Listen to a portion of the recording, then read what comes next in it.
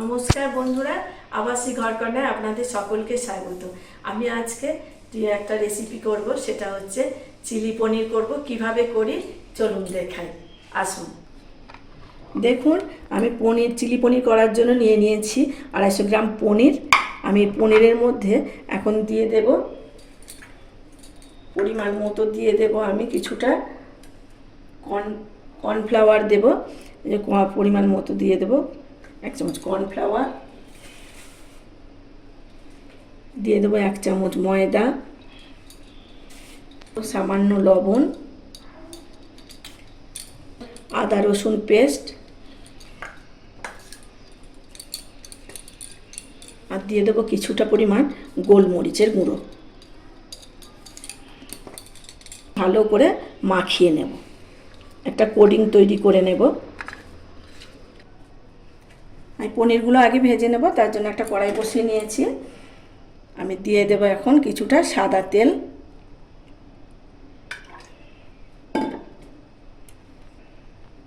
তেল গরম হয়ে গেছে, আমি একে একে পনিরগুলোকে হালকা আঁচেই বসিয়ে এরকমভাবে ভেজে নেব।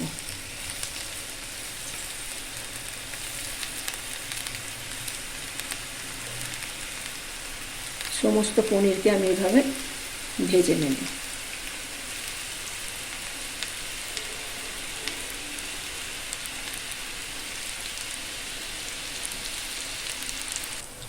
পনিরগুলো এক পিঠ হয়ে গেছে,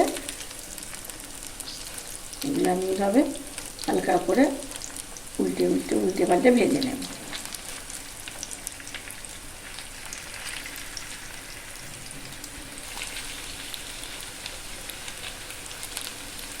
হালকা আঁচে ভাজবেন, তাহলে পুড়ে যাবে না, আর বেশি পুড়ে গেলে এটা ভালো লাগবে না। তখন হালকা আঁচ দিয়ে ভাজবেন, এরকম করে হালকা করে লাল লাল করে। দেখুন, লাল লাল করে ভাজা হয়ে গেছে। আমি এখন এই পনিরগুলোকে সব একে তুলে নেব।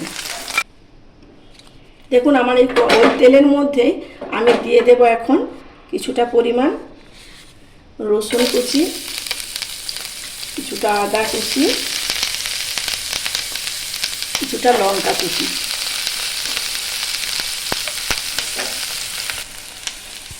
আদা রসুনটা ভাজা হয়ে গেছে।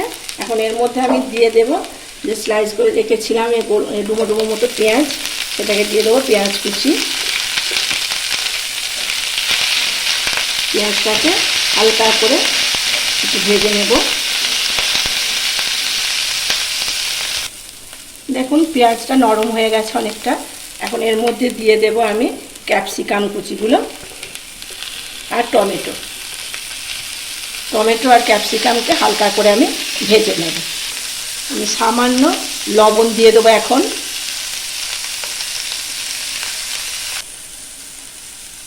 দেখুন, এগুলো সমস্ত আমার ভাজা হয়ে গেছে, ক্যাপসিকাম পেঁয়াজ সব ভাজা হয়ে গেছে। এবারে আমি একটু এতে সামান্য দিয়ে দেব ভিনিগার, ওই 1 চামচের মতো দিয়ে দেবো। একটু হালকা করে নাড়াচাড়া করে নিয়ে আমি এর মধ্যে দিয়ে দেব টমেটো সস, চিলি সস,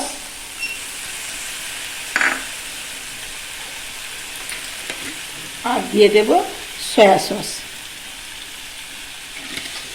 এগুলোকে আমি ভালো করে একটু নাড়াচাড়া করে নেব। এর মধ্যে আমি লাল লঙ্কার গুঁড়িও অল্প করে দিয়ে দেব। মশলা আমার সব কষা হয়ে গেছে। দেখুন, সমস্ত মশলাগুলো দিয়েছি সেগুলো সব ভালো করে কষে নিয়েছি। এখন আমি পনিরগুলো দিয়ে দেব।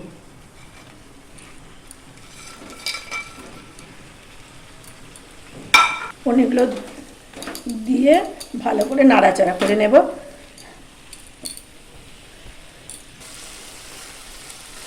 পনিরগুলো দিয়ে আমি মিশিয়ে নিয়েছি। এখন আমি দেখুন, এই কর্নফ্লাওয়ারটা একটু জলে, 1 কাপ জলেতে আমি 1 চামচের মতো কর্নফ্লাওয়ার গুলে আমি রেখেছিলাম, এইটা আমি দিয়ে দেব।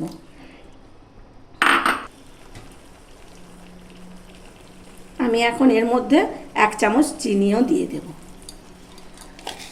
ঝাল মিষ্টি ভালো লাগবে। এটা খুব সহজেই করা যায়, বাড়িতে থাকা উপকরণ দিয়ে আমি সহজেভাবেই করি, যাতে সবাই আমার এই দেখে শিখতে পারে। আমার চ্যানেলটিকে একটু ফলো করে রাখবেন। দেখুন কথা বলতে বলতে তৈরি হয়ে গেল চিলি পনির। বন্ধুরা, তৈরি হয়ে গেল আমার চিলি পনির। দেখুন আমি কেমন করে করলাম আপনারা তো দেখলেন। আমি যেমনভাবে করলাম আপনারা এইভাবে একবার ট্রাই করবেন। যদি ভালো লাগে আমার এই রেসিপি, আপনারা আমার চ্যানেলটিকে সাবস্ক্রাইব করে পাশে থাকবেন। আর কেমন লাগলো সেটা লাইক করে কমেন্টের মাধ্যমে জানাবেন। আর আপনারা একবার তৈরি করবেন। আপনারা যেভাবে আমাকে সাপোর্ট করছেন, আমাকে যেমনভাবে আমার চ্যানেলের পাশে আছেন, এইভাবেই থাকবেন। আপনারা ভালো থাকবেন, সুস্থ থাকবেন, সাবধানে থাকবেন।